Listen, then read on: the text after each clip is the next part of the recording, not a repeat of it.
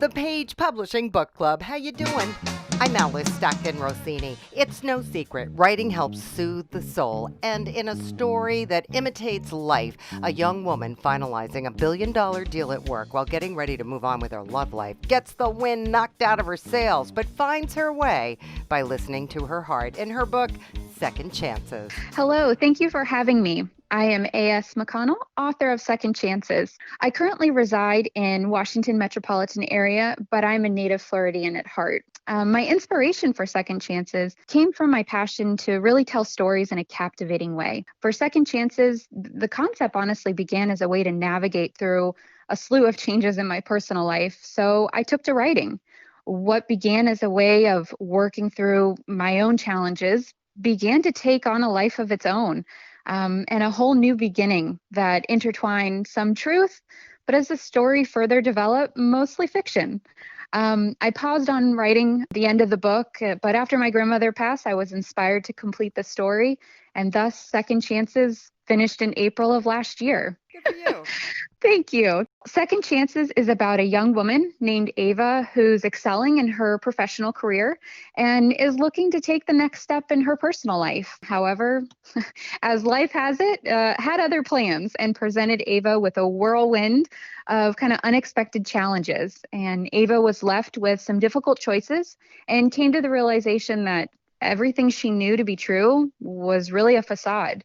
The story really allows the reader to take the journey alongside Ava as she puts her family first. Ava proves to be a strong-willed woman, determined to overcome some really unfathomable truths. However, as anyone can relate, being strong 100% of the time never seems to work out. So she really has to listen to her heart. She has to choose which path she'll take and try to allow herself to listen to her heart for life's second chance. She is working through one of the largest deals her company has ever gone through. So from the professional side of things, she's working through that, continuing to climb the professional ladder. And then as she goes through her personal life, she feels her boyfriend of a few years is going to propose, and that turns into she walks in on something that was completely unexpected. So as she is trying to process that, she also learns that her mom is very sick. So she's trying to juggle all of this, and she really needs to decide what needs to be done and how she's going to go about it while still being true to herself. It's a moving, heartwarming story, and just, it'll make you laugh, it'll make you cry, it'll make you smile. It's a feel-good book. Sounds like a good beach read. Yes, I have actually seen some reviews on Amazon where it said I took this to the beach and it was wonderful and it's so relaxing. And so it's wonderful to see people across the country picking it up and reading it, and it's exciting. Naturally, the first wave came in December when the book was released, and friends and family quickly, took to Amazon to order the book. And then I actually put some copies in the library in Missouri where my grandmother was an avid reader. And then, of course, the pandemic occurred. So I took to Facebook and other social outlets, virtual book clubs, and it really seemed to get a good response. So I could see that people have downloaded it across the country, and book clubs are nominating the book and accepting it, and people are reading it. So now I'm, as businesses start to open back up locally, I've had some businesses that have supported me, and they'll use their online presence to really highlight and showcase Second Chances. So I am honored, humbled, and excited for all that this journey brings. Wow. So businesses, you mean bookstores? Honestly, no. Anything from restaurants. It's honestly local connections, so local stores that are well known to the community that I frequent. So a local restaurant, really well known and ingrained in the community. There's also a local salon that I'm very good friends with the owner. I frequent them a lot. I've been going to her for 10 years or so. They've said, absolutely, we will support you. Wow. So, it's very unique and during the pandemic, and I have to get creative on how to get it out there and get people to really learn about it and Let's see if they want a heartwarming story during these times. All right, nice job, particularly with the marketing. Thanks, Amy.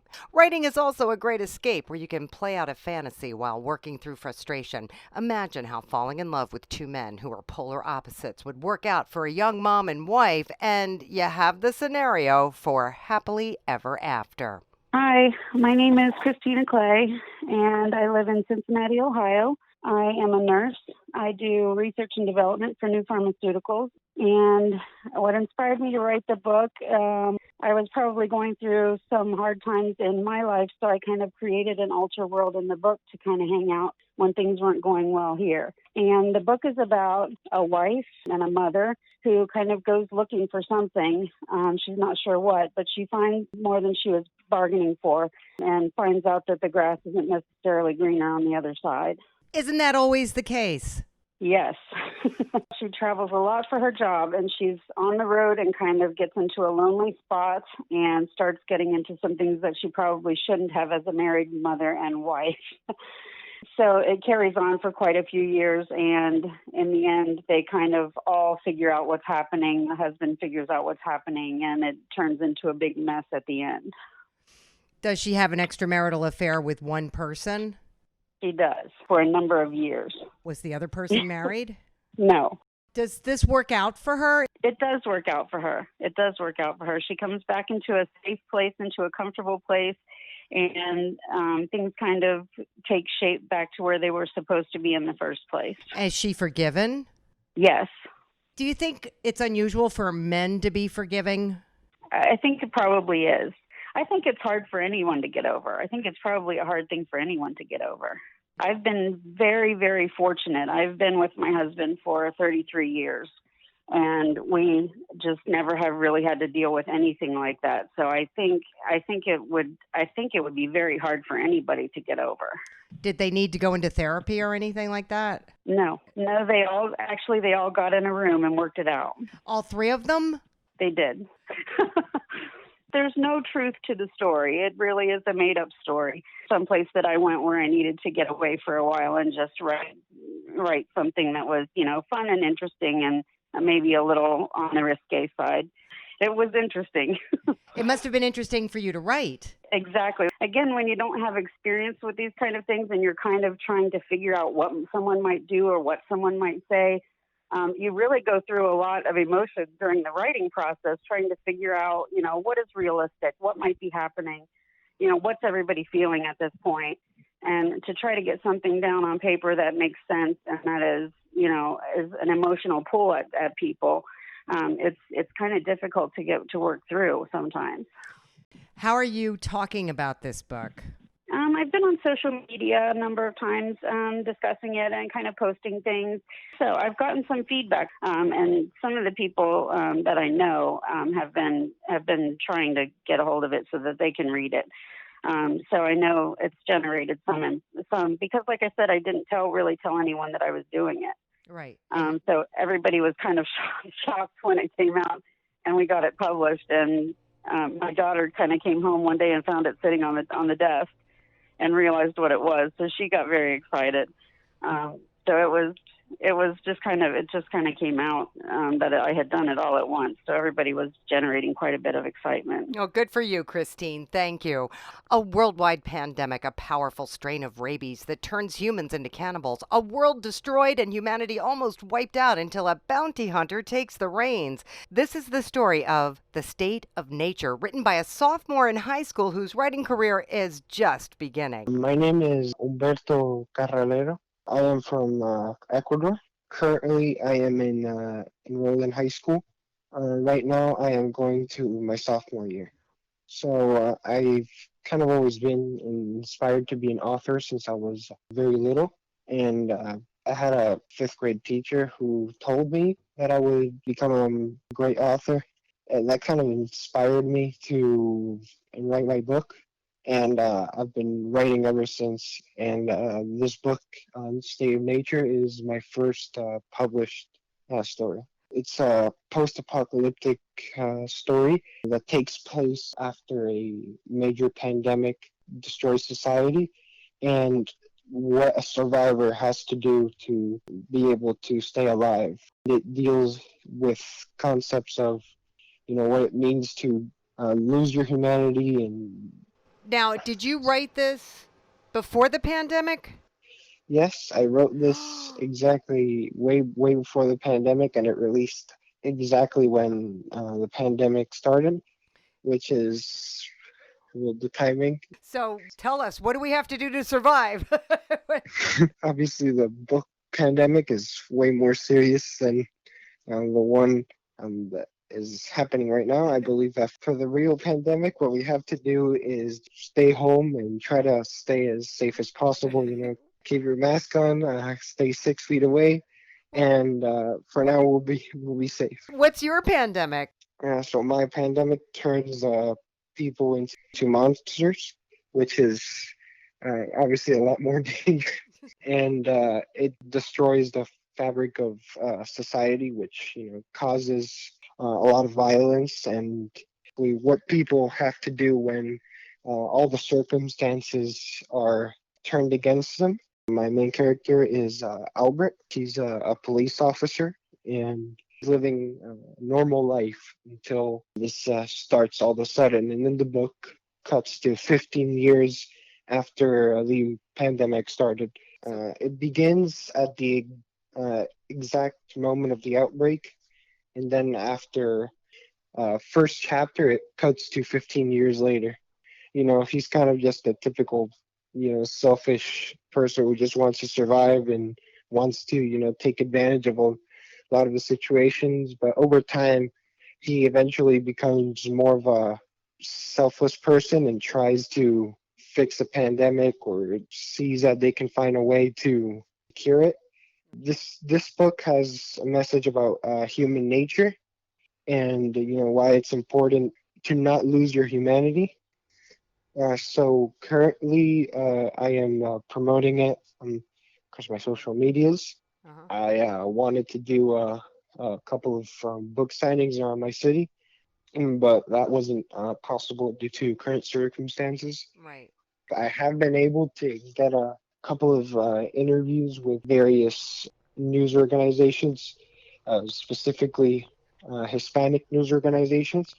So I Good. have been able to do that. Yeah. Well, good for you, Humberto. I can't wait to see what else you come up with. Sometimes it only takes a saying, a proverb, or a prayer to get you through the day. And our next author shares some of his favorites in the Book of Wisdom. Hi, I'm Dr. Thomas Santarlis. I live in the Tampa, Florida area, and I am a manager of a software company. What inspired me to write this book was that people often need inspiration to get through a difficult time or event in their life. Inspiring others to succeed, teaching people that they have the ability to overcome by just keeping things simple and logical. It's a book of inspirational quotes, spiritual quotes, and family quotes, justice, love quotes, things that are thought-provoking, and whatever the category that you find yourself in at the time, there may be an inspirational quote there that can help you get through some issues. Can you give me an example? Sure. What section would you like me to give an example on? Okay, do you have any, like, being furloughed during coronavirus or... I sure don't. The book was written before this whole episode occurred. That's a good section to probably put in for the next one. I think for a family quote, there's some really good ones in there for those of us who have children and have raised children, have gone through that life experience. One of my favorites is the greatest failure in life is the inability to properly raise a child, and I think that has a rippling effect across everything that people do. For sure. A lot of my background was in criminal justice or academia, so I have some quotes in here that deal with the industry of criminal justice. One of my favorites is that there's always a choice, even when you don't think you have a choice. And if you think about that for a minute, if you decide to do something, you made a choice. If you don't do anything at all, you made a choice. And whatever choice you make is going to reach out and touch a whole bunch of different people. It's not only going to affect your life, it's going to affect the lives of people that are involved in that situation or may not be involved directly. So true. So true. These are quotes that came to my mind at one point in time during the day or the evening. I also have quotes in here from other authors or people who who made comments that I thought were very important that I wanted to add into the book. So it's not just quotes by me, it's by other people in everyday life and some people that are accomplished authors or philosophers. Their statements made sense and were resonating with me, so I included them in the book. We're getting a lot of interest in the book. Amazon has been a very good source for us because people are very familiar with that platform, especially during the pandemic. This reminds me of Chicken Soup for the Soul. Yes. Yep, I'm familiar with that. Yep. And when I was little, my mom had a calendar, and each day had a different quote on it. So no, I'm sure nobody does that anymore. Maybe you could do like a virtual calendar with a different quote every day. You know? That is a terrific idea. I like that. Then you can give up your day job and write full time. That's what inspires me, going out to work and meeting other people and being out in the community. All right, best of both worlds. It's break time on the Page Publishing Book Club. We're coming right back. Stay with us. Attention all authors. Page Publishing is looking for authors. Have you written a book and want to get it published? Page Publishing will get your book into bookstores and for sale online at Amazon, Apple iTunes, and other outlets. They handle all aspects of the publishing process for you: printing, cover art, publicity, copyright, and editing. Call 800-204-6099 now for your free author submission kit. That's 800-204-6099 for your free author submission kit. We're back on the Page Publishing Book Club. I'm Alice Stockton Rossini. You would think DNA would clear a man claiming to be wrongly accused of being the father of a child. Well, now a book called The Argument, based on a true story, throws out that whole theory. Hi, this is Kenneth Michael Plazon. I'm the author of The Argument, a book that I wrote last year. I'm an attorney in New Orleans, Louisiana. I had a client, and he was a friend of mine, and he was a DNA expert. And he found out some things about DNA. Says that the DNA science is good science, but you've got to calibrate those machines every time you do a DNA test. I represented him, and I took the case all the way up to the United States Supreme Court.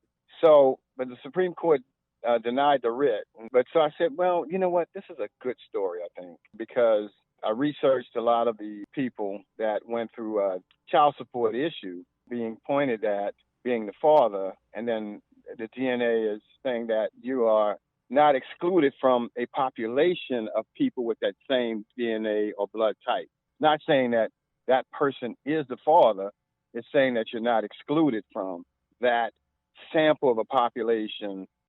And that's what it's about, basically. And then I kind of threw in all kind of goodies. He's been blackballed in a courtroom because he took this case, and he was making allegations about the new order of society, making men metrosexuals. Then the transgender came up. And so he was finding out all these things when he was going through into the research. And when they put his client in jail for not paying child support, and he was the expert in the area, they put him in jail 4 times without due process for criminal contempt. And so he was supposed to have a jury trial with a criminal contempt charge, but they didn't do that. So it was a due process issue as well. And so, you know, my journey with this gentleman, we had a lot of, I guess, obstacles to go over. And most of them were female judges that didn't really care about what he was talking about, you know, because he was saying that the laboratories, they were taking in too many cases, DNA testing. And the gentleman that I represented found out that the testing was done improper because he was quality control over laboratories. So he asked for a new trial, and they served him on the job. And so basically he was fired. They both were 2 dark-skinned Americans, the mother and father, but the phenotype, the child came out white. All right, that was the first flag. And then the blood type was different from his.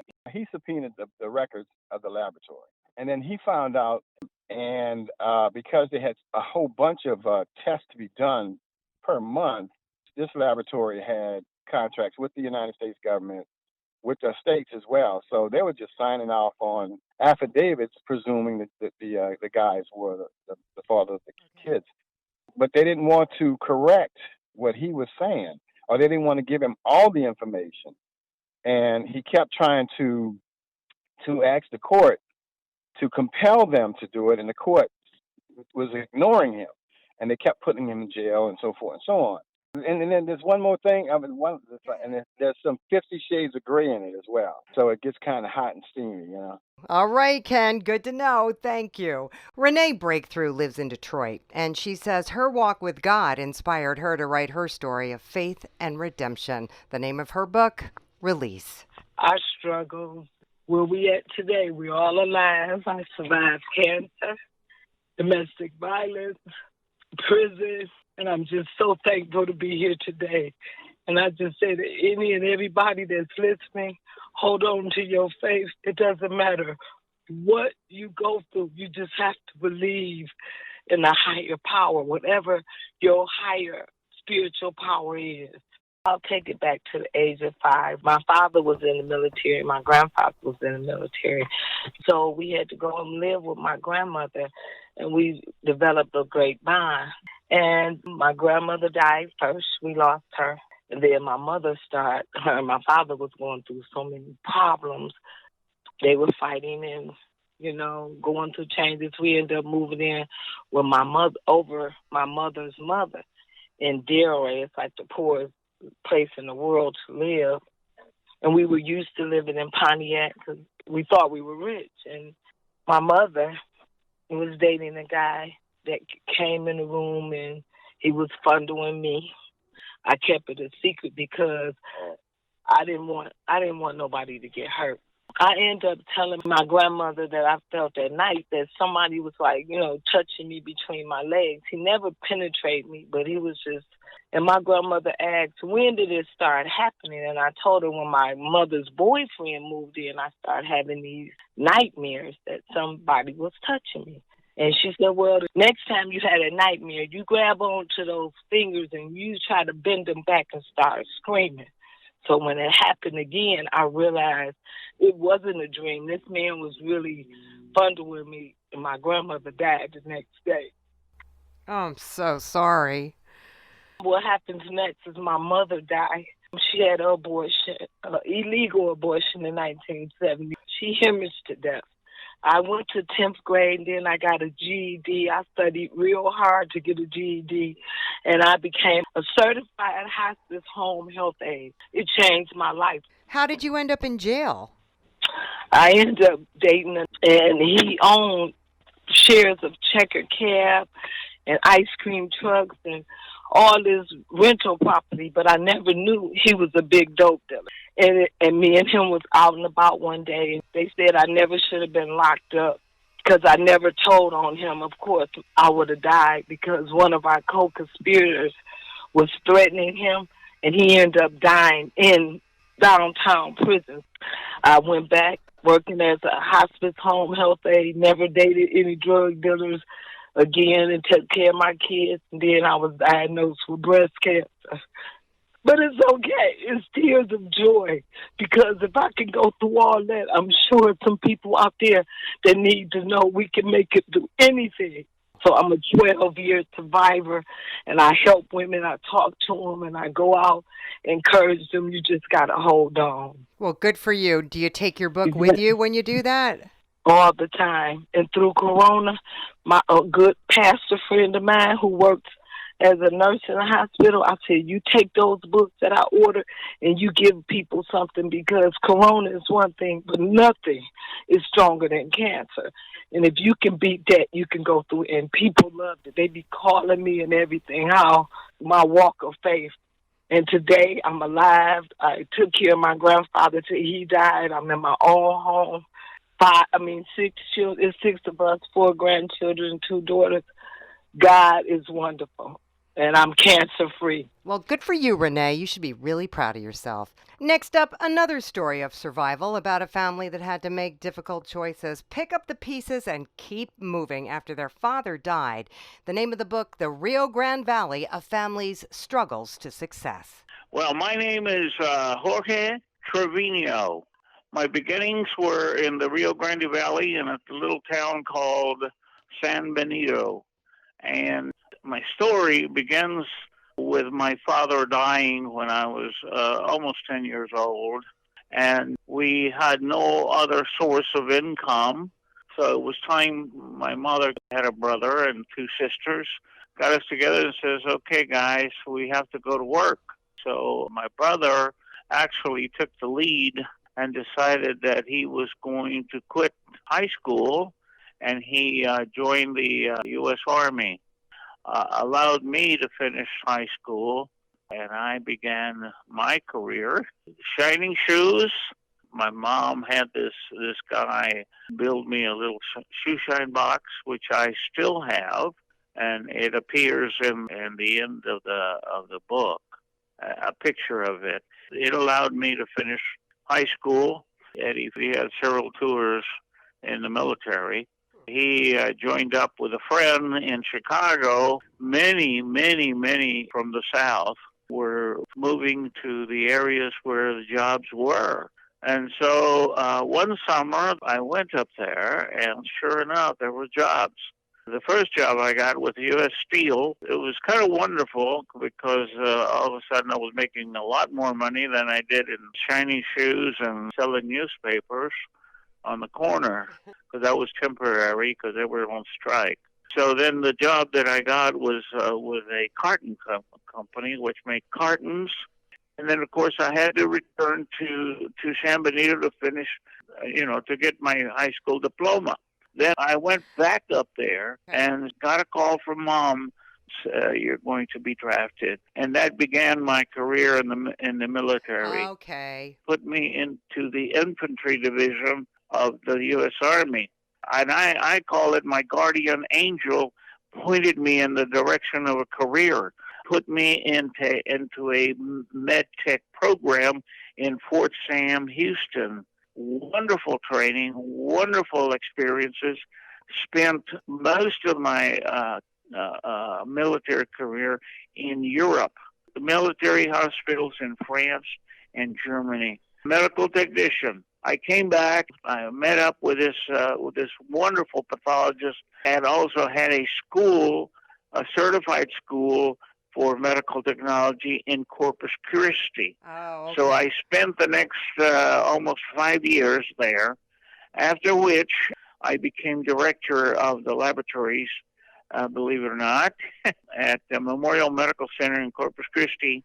For the next 40 years, I was director of laboratories at DTAR in Victoria.